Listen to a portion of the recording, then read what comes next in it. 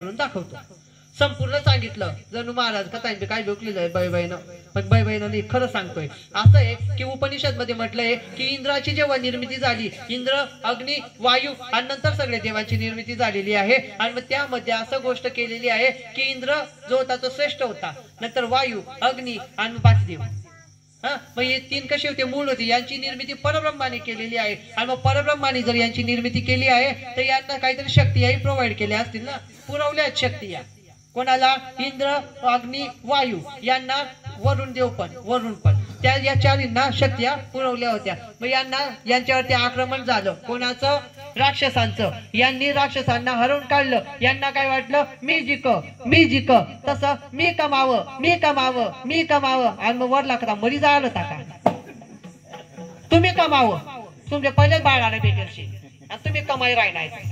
त्या देवने दिलं तुमले.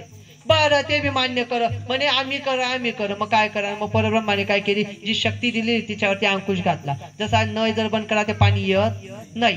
आणि वरला वाटत म्हणे ही राहिलं आणि खालून कोण पुराय राहिलं. मग ती बाई कॉक बंद करतेच बाळे करू बाई आणि पाणी येत नाही वर. त्याचप्रमाणे शक्ती या बंद. मग परब्रह्माचं विराट स्वरूप चतुर्भुज रूप धारण केलं आणि चतुर्भुमध्ये देखिला माये देवांचा तो देव. त्याप्रमाणे चतुर्भुजधारी असा मोठा परब्रह्म निर्माण झाला. आणि परब्रह्म निर्माण झाल्यानंतर काय झालं माऊली सांगू?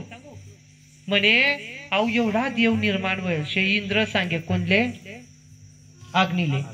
म्हणे एवढा मोठा देव निर्माण व्हायले कोण आहे? तपास करा. म्हणे अग्नी तू पहिला देव आहे ज्याची तुझी निर्मिती झालेली आहे. तुझ्यापासूनच आत्मा हा स्ववेद्य आहे आणि त्यानंतरच सगळ्या सूर्याची निर्मिती तूच केलेली आहे.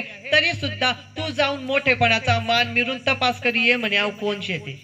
म्हणे बरोबर जा अवघया. म्हणे देवा तुम्ही कोण? म्हणे मी कोण आहे असं मी सांगा गरज नाही तुले, पण तू कोण शे?